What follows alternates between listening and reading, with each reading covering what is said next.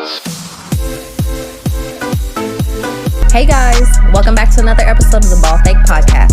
If you're watching on YouTube, make sure to like, subscribe, and support our new movement by putting Let's Go Viral in the comments section. But if you're listening on Apple Podcasts or Spotify, make sure to give us a 5-star rating and a nice review. But without further ado, here are your hosts, Nicely Chunga Benny and Greg King. What's going on, everybody? Welcome back to another episode of the Ball Fake Podcast. Today we're going to be talking about our top 10 NBA players heading into this year's 2022 NBA season. But before we hop into that, you know we got to give a quick shout out to a subscriber today, as always. And today is going to be T-Ray481. Thank you so much, bro, for like, commenting, subscribing, turn on post notification, and showing so much love and support towards our YouTube channel and our podcast overall. We greatly appreciate it. Now, before we hop into today's top 10 NBA players list, we just want to clarify, me and Greg, we got a few differences on our list and everything. So basically what we're going to do for each and every single ranking, I'm going to have Greg, tell me who his top 10 players are. And then, we're just going to go one by one and everything. But starting at number 10, Greg, who do you have? I got Anthony Davis, and some people might say Damian Lillard, but I got Anthony Davis. If he's not injured, this guy is arguably a top 10 player, no question. He's great on defense. He has a variety of moves on the offensive end. He just has a great impact on his team. When he's with the Pelicans, I know it didn't translate to a lot of wins in the playoffs, but he averaged 30 in the playoffs when he was with the Pelicans with those teams. And I just think he just brings so much on the defensive end. A shot blocker, a guy who's just a great rim protector, and he just does a lot of things on the floor that really benefit the Lakers now and benefited the Pelicans when he's with them. Yeah, I mean, for number 10, I got Joel Embiid out of Philadelphia. Obviously, he had an MVP caliber season last year, finishing top 3 in the voting, I believe. And, this is a guy, he had career highs in points per game, free throw percentage, free throw attempts, free throws made, effective field goal percentage, essentially every statistical category from an offensive standpoint besides steals and blocks. But, Joel Embiid, he's a top 2 center in the entire NBA. He finished 4th in scoring. This guy essentially has no flaws offensively, and he's a matchup nightmare for any opposing big on the opposing end of the floor. But the reason why I have Joel Embiid so low is simply because lack of postseason success. This is a guy that constantly getting bounced out of the first round, second round, never been to a conference finals appearance, and he doesn't really make his teammates better. You see guys like Nikola Jokic, these other big men, they got the ability to pass and just create a lot of offense for their team offensively. And Joel Embiid, he's somebody that does a great job of putting the ball in the basket and everything. But, even with him doing that, you saw how bad the Philadelphia 76ers looked this year. So that's why I have Joel Embiid at number 10. But for number 9, Greg, who do you got, bro? I got Joel Embiid, and I think last year he was an MVP candidate. He had a dominant season, really was big for the Sixers. Like I said, he's great in the post. I don't like him really stretching it out a little bit, but that's part of the game and where it's going. But what he just brings for his career, 1.7 blocks, is a great rim protector, great interior force, and just really inserts his dominance. I think with the Sixers and the lineup that they have, and it hasn't really translated in the playoffs. But I think Joel Embiid signing that extension with them is going to be huge for them going forward. I think he brings a lot of impact to the court and has developed his game a lot. Yeah, at the number 9 position, you can interchange a lot of guys. For me personally, I got Damian Lillard at the spot. I got him ahead of Joel Embiid and Anthony Davis, just because I feel like Damian Lillard, he's a top 2 point guard in the entire NBA. I mean, when you saw what he was able to do in the clutch, this is a guy that, he's the best clutch player of our entire generation. He was number 1 in points per game in the clutch last season, only player shooting 50, 40, 90 splits in those scenarios, and he led the Blazers to a 22-12 record in those scenarios as well. And that's not to mention what he did in the postseason. This postseason, he had no blunders offensively. I mean, he was 2nd in points per game with 34.3, 3rd in assists with 10.2. But the reason why Damian Lillard is not a top 8, top 7 player in the NBA is because his inconsistency. You've seen in the past, he's had 10-point, 12-point playoff performances and everything, and then he'll end up turning it around, maybe go off for a nearly 30-point triple-double or something of that nature. And the fact that he's now had back-to-back first-round exits in the postseason. This year he lost to the Denver Nuggets. Last year he lost to the Los Angeles Lakers in the first round. So yeah, that's why I have Damian Lillard at 9. But for number 8, Greg, who do you got? I got Jokic. You got to put the reigning MVP in here, and just what he brings to the table. I mean, a triple-double threat, a guy a great passer for a big man. Haven't really seen that since Sabonis' dad. dad, a guy who just really makes his teammates better, can really score with the best of them, just really helps his team out in the playoffs, really helps Jamal Murray, not having him to be a really playmaker. He can really just do his thing at that point guard position, really just gives all the other role players in the right spots, and really just helps them out on that end. The only downside of with Jokic is his defense, but I think he'll gradually get better at that, and really just continue to contribute for this team. I think going forward, he's only 26. He's just only going to get better, and I see a lot, maybe another MVP out of Jokic. Yeah, I like Jokic as well. I got him a little bit higher on my list, but at number 8, I got to go with Luka Doncic. Arguably the best 22-year-old of all time. I still think it's LeBron James, more than likely, but that's a debate for another day. But, he's the best player under 25. I mean, this is a guy that averaged nearly a triple-double on the regular season. 27, 8, and 8 off, great efficiency for the most part. Led the Mavs in points per game, assists per game, and he was the youngest player to make an All-NBA team this year. And he actually made first-team All-NBA over guys like Damian Lillard, Chris Paul, and Kyrie Irving. So that lets you know how well of a basketball player this guy is overall. And not to mention, it carried over to the postseason, and he put up some historic playoff numbers. He averaged 35, 8, and 10, and he nearly eliminated the Los Angeles Clippers, but Kawhi Leonard and Paul George, they just were not having that. But the reason why, Luka Doncic isn't a top 5 player in the NBA, let alone a top 6 player in the NBA, in my opinion, is just simply because I think his elders are just a little bit better than him right now. They actually affect winning and everything. I know he's young, but we've seen multiple first-round exits out of Luka Doncic. But I think maybe heading into next year, by the All-Star break, he could be considered a top 5, top 6 player in the NBA. So Luka Doncic, I got him for number 8. But Greg, who do you have for number 7? And I got Luka at number 7. Luka has that LeBron-esque to his game. You see, he's a triple-double threat. This guy can, besides his inefficiency sometimes, I think this guy can really impact the team. He really brings a lot to the Mavericks. And I think outside of Tim Hardaway and Kristaps Porzingis, they really don't really have like a really scores on the team. So him averaging 8 assists and really putting these guys in situations sometimes to make them better. I think that in carrying these guys through the playoffs, I mean, really, he gets so close and he puts up the stats and does his part. So I have to put Luka at 7 because if you take him off the Mavs, they don't really have a guy who can really just help. You take him off the Mavs, they lose a great impact, a great guy who can really just put everybody in the right spots. And I think Luka is a rising star, can be behind Giannis in the future as a top 2 player in the league.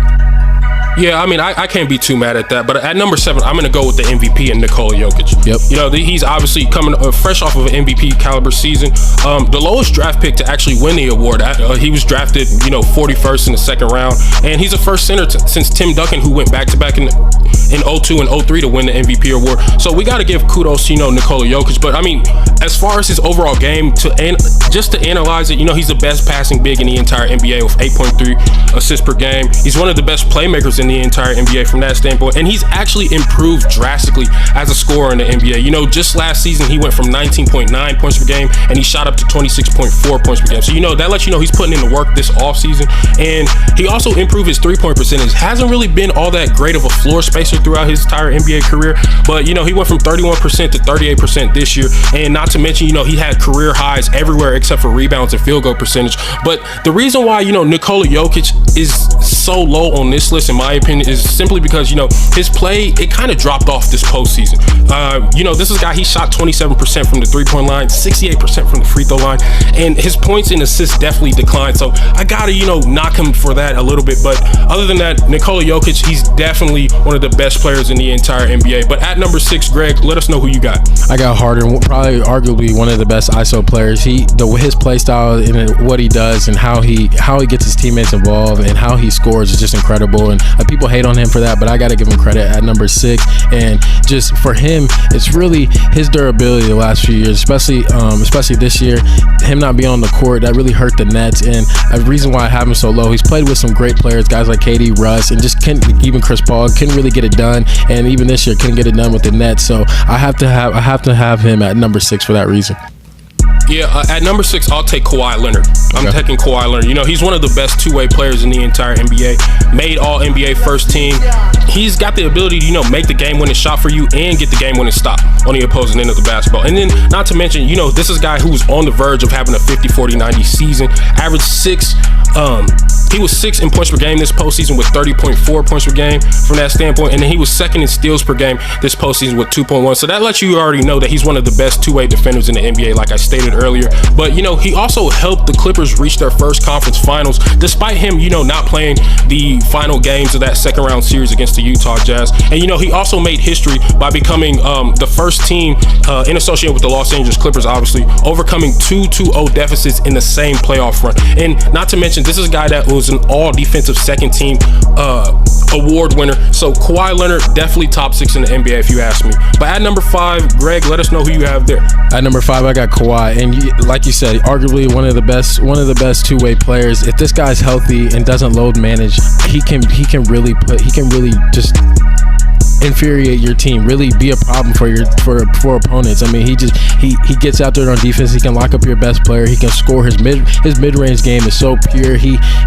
just knocks down. He has a plethora of moves in that area, and really just gets it done on both sides of the ball. I mean, the thing about Kawhi is he's won 2 rings and just helps teams. Made the Raptors better when he joined them. But the downside with Kawhi is obviously the injuries and not being as vocal. At number 5, I'm gonna go with James Harden. I know you had him at 6, Greg, but yeah. I think he's a top 5 player in the NBA, without a doubt. I mean, this is a guy that we don't have too many guys on this list that can erupt for a 60-point triple-double. And, you know, James Harden, he definitely separates himself from the rest of the pack when it comes to that. And, you know, he's arguably the best combination guard in the entire NBA. He can significantly raise the ceiling of any NBA team that he can hop onto. I don't know if Kawhi Leonard really has that capability as, you know, in comparison to James Harden from a rate standpoint. But I mean, James Harden overall, I mean, this is a guy that excels in the pick and roll. You know, he's one of the best pick and roll offensive players in the entire NBA. He's got extended range, 36% from that standpoint. And he led the NBA in isolation scoring with 8.7 per game. And not to mention, the reason why I have James Harden over Kawhi Leonard is simply because he was able to put up similar, if not better numbers this regular season in compared to Kawhi Leonard as a second option. So I definitely have to go with James Harden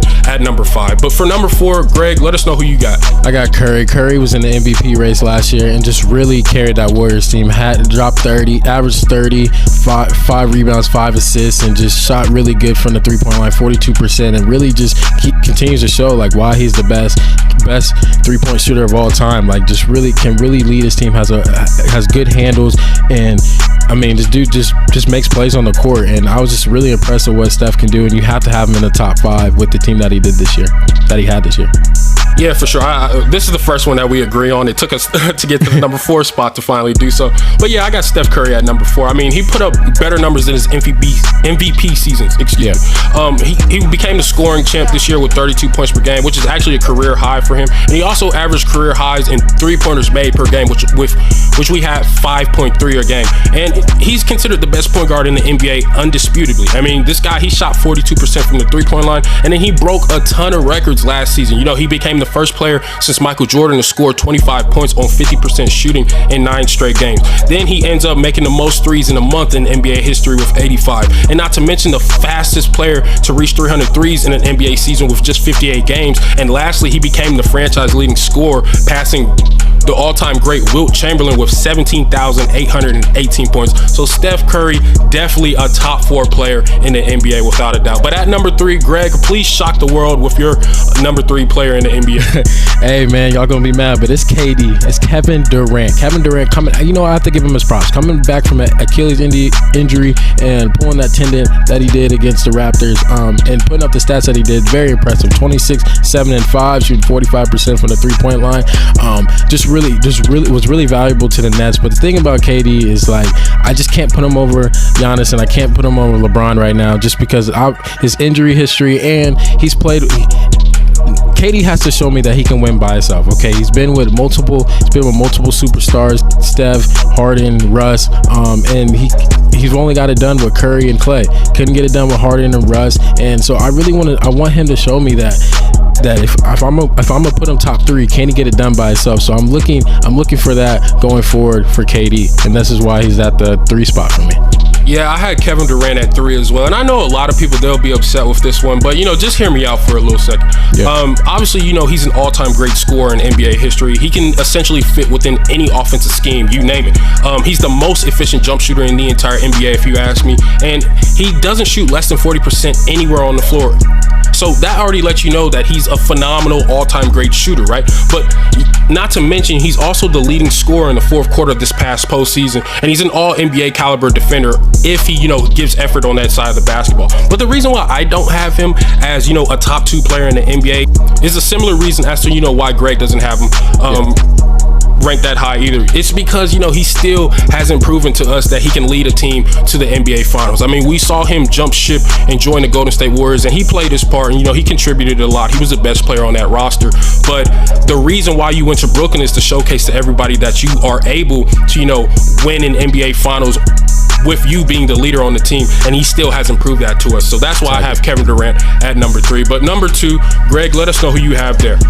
People are going to be surprised, but you can really go either way, LeBron or Giannis, but I have Giannis. I think the season that Giannis had last year was incredible. I think he played very well, led the Bucks to the championship, and really just showed his strengths. I mean, really played really, really well. 28, 11, 5 assists, 1.2 steals, 1.2 blocks. Just really, he's an impactful player on both sides of the floor. We've never seen a player like Giannis, and the way his performance in the playoffs was really, really, really, really intriguing to me, and really showed that this guy can be the best player going forward in this league, and I think he will. But the thing about Giannis is he just has to continue to develop on the offensive end, continue to be more effective on the offensive end, and just be a better decision maker on the offensive end. I just don't think he has that over LeBron. So for that reason, I have to put Giannis at number 2.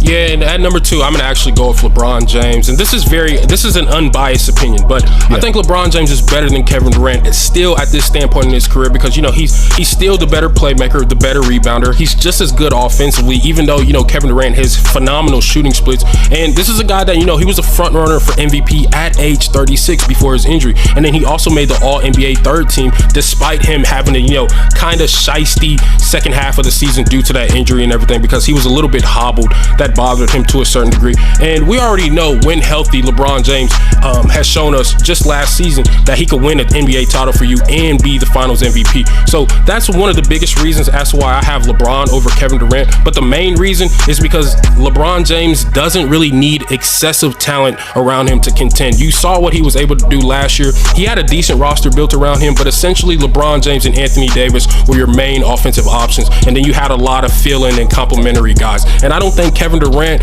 has really shown us that he can, win at the highest level with that caliber talent around him. He's always had multiple all-stars around him and everything, let alone that have played in their prime. So that's why I have LeBron James with a slight edge over Kevin Durant. But at number 1, Greg, who is the best player in the NBA heading into next year? It's LeBron James, and it's LeBron James. It's just LeBron James. I mean, he's 36-year-old, still consistent. Was in the conversation for the MVP last year. A guy who's can give you 27, 7, and 7 each night, and just shows up in the playoffs. Can play with anybody and make them better. Has high IQ, a great leader. Just does everything on the court. Continues to improve his game. He's going to continue to work on that 3-point shot. He has great post moves. Can just literally find anybody on the court, make his teammates better. And I think a guy who's going to just, the higher his age keeps going up, the better he's going to continue to get. He might lose his athleticism a little bit with these injuries, but I think he can still produce at a high level. And I just think that nobody is on his level right now. Yeah, you can say Giannis, but I just think at a guy who's been consistent since he's been in the league at 19 or 20 and continues and at 36 is still at the top of his game. You can't take away his durability, and his longevity has to be in question when you talk about LeBron James. So I have to go with him at number 1.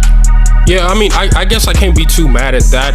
I think LeBron James undisputably is a top 3 player in the NBA. I mean, we saw what he was able to do last year for the most part before he got injured. He led the Lakers to the best record in the entire NBA before Anthony Davis's injury. And then he had a higher defensive rating than Giannis Antetokounmpo and Kevin Durant with 106.1. So I guess I can go with LeBron James. I can't be too mad at you for having him. But I think in this current state of moment, I would actually go with Giannis Antetokounmpo. he's a generational talent in comparison to, LeBron James and Kevin Durant as well. But I mean, this is a guy that can guard 1 through 5. I mean, he's the best pick and roll defender in the NBA. Argue with your mother. He's an elite scorer despite him having, subpar shooting numbers and everything. And this is a guy that, he also cannot be played in single coverage. And even some team defenses struggle to guard him. If the help defense is late, you're probably going to be in trouble if you're the opposing team. But Giannis, he put up a lot of historic numbers last year, especially in the postseason. I mean, he averaged 37, 13, and 7 in closeout games. He was one of 7 players to score 50 points in the NBA Finals, and he was the second player to actually clinch an NBA Finals title